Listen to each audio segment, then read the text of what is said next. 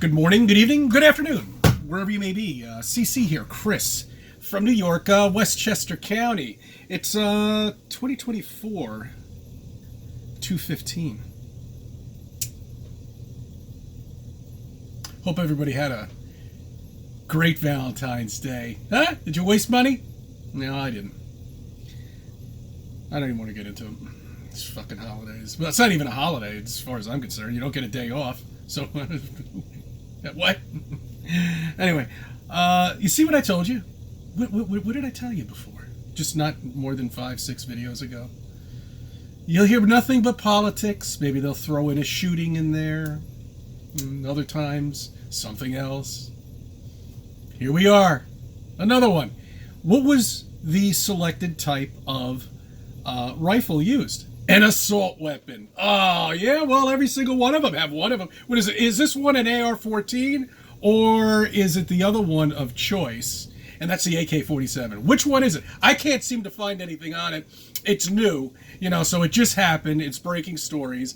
But one of the bystanders said he removed an assault-looking rifle, something like that. So it's either one of the two. Their choice is usually the AK-47. But I think they're a little partial to the 14. All right. Anyway, look, I want to talk to you about something. Okay, I forgot to mention. Oh, there was another thing too. I forgot to mention on my last video. That radar, or whatever it is that I have, the app that I use religiously because what I do.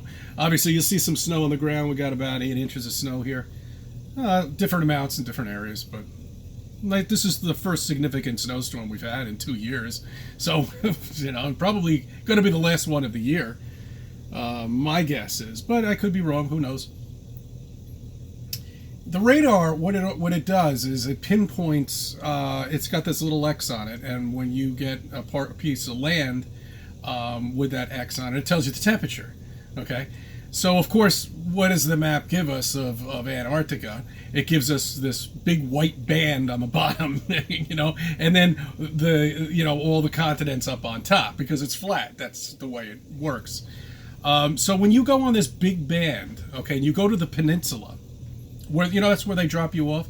That's when you're chaperoned, okay? When you go down to Antarctica, you're a child. You're treated like a child. You're chaperoned down there. You spend $30,000 or $50,000 to get down there, and you're chaperoned by somebody. You're only allowed to go in certain areas, and if you dare go anywhere else, you're dead. Simple as that. And you know why? Because you'll find out the truth, and you'll find out what you live on. We don't know how long that ice sheet lasts. If it goes on for 100 miles, 200 miles, 30 miles, maybe it only goes on for 20 miles. Who knows? Admiral Byrd spent his whole life down there, basically. So on that map that I have, it pinpoints the temperatures throughout Antarctica, And I was like, there's got to be a place where it's mild. And when I mean by mild, I'm talking like 15 degrees, 10 degrees. We get that here all the time. As a matter of fact, right now, I think it's 23 degrees. Here in New York, we get that all the time. Buffalo, same thing. Up in Lake George, same thing. They get down to -9, 10 below, 20 below. I myself have experienced 40 below zero, real field temperature. And I'll tell you, it was scary as hell, man. Well, not scary, but it was just kind of weird. I went outside and everything was dead silent. There was no wind at all whatsoever. Real field temperature. 40 below zero. I have the picture somewhere, but who cares? It doesn't matter. So I'm looking at this map, and I'm looking at the different temperature. Since we have the technology, we can do that. Back when Admiral Byrd went down there, he didn't have that technology. He just had to pick a spot to go to and continue walking. And the compass doesn't work down there, unfortunately. Or there, I should say. It says it says -40 below in one area. It says -20 below here. Then by the peninsula, if you go down all the way to where the map actually ends, it says it's only about, 25 degrees, 15 degrees. That's doable. I could deal with that. I've skied in that weather all day long. It's no big deal. You dress warm, put a hat on, scarf, you just continue walking. See, it's the supply of food that you need, and it's a supply of water that you need. And that's why you need like a battleship. It would be ideal if you could get a chopper or a jet or something like that to fly around in there. But none of us have that kind of resources, so we would have to use our own 2 feet or maybe a snowmobile. Who knows? But I mean, I'm looking at the temperature, and it does sway. I mean, there's some areas that it goes down to like almost 80 below zero. You know, but there's this one little sweet honey spot. It's like right in the middle right there, around where that peninsula is, where the penguins are. And it's only about, 15 degrees. It's doable. You know, so God, the creator, he or she, whoever it may be, wanted us to figure this out. But God gave us a challenge, okay? And gave us little distractions, too, along that challenge. We have beautiful islands that are on the way down there. Come on, stay in Hawaii. Stay in Jamaica. Not Jamaica. Stay in Brazil. It's nice here. It's beautiful. You got the sun, you got trees, you got everything you need. Or is it someplace that we go to stock up? I made a video on that years ago. What was God's intention? Is that where you stock your food up, get everything set and ready to go? Fill that boat up and set sail straight to Antarctica. So anyway, I just wanted you to know that. Go onto the radar, check it out for yourself. You'll see the sway in temperature. I mean, you're talking like double digits here, and then it just like goes right up to 10 degrees. It's nice. When I first began Flat Earth, I remember reviewing, the mud flood, which obviously is true. And I'm wondering how the creator, what did he do? Did he solidify the land itself and just turn it into like destructive water? Like what you get in a flood. You get in the way of a flood when it goes through a city, you're pretty much dead. It's carrying trucks, it's carrying cars, and all sorts of stuff. The debris field is enormous. And then I was thinking about, not the mountains. The mountains themselves I always treated as tree trunks. Or huge trees at some point, where the soil and the mud flood has buried basically all evidence, except Devil's Tower. Don't forget about Devil's Tower. Revisit it.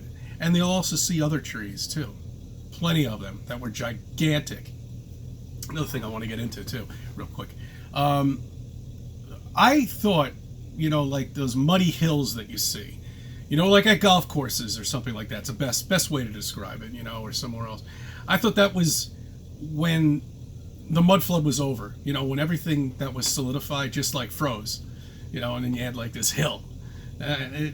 Now I know it's all trees and debris and all that stuff creates everything here, mountains and all of that stuff. And if you go into Google Map and you pan out and you look at rivers, take a look at the Mississippi River. Take a look at the other little rivers that are joining the Mississippi. They almost look like leaves. Huge, gigantic leaves. The size of like a continent almost. I mean, not the size of a continent, but almost like a quarter of the size of a continent, taking up 2 or 3 states. And if you really got to look at it though, if you got to pan way out, and you'll see the little lines, and then take a regular leaf that fell from a tree and look at that and study it. Okay, when you look at the rocks, I can't tell it from a bark from a tree than what's petrified off of this mountain that they just cut in half to put a highway through. See, these are all things that show you that we're not living on something that's 4.5 billion years old. No, we live on something that's much recent than that. Maybe 20, maybe 30,000. I don't know. These are my ideas I'm just putting out there. And that's what us flat earthers do, and that's how we get together. And we compare our ideas. Just like at one of the flat earth meetups that I went to, and I wish I could remember this guy's name, unfortunately. I can't. We were discussing oil. Oil is almost like a lubrication in the ground. And when you extract that oil, and if you extract too much of that oil, the continents sometimes rub together. It's just like an engine. You run an engine without oil in it, it's going to freeze on you. Well, it does the reverse, I think, on continents, and that's what's creating earthquakes. Could be, who knows? Maybe that was God's natural lubrication for the continents.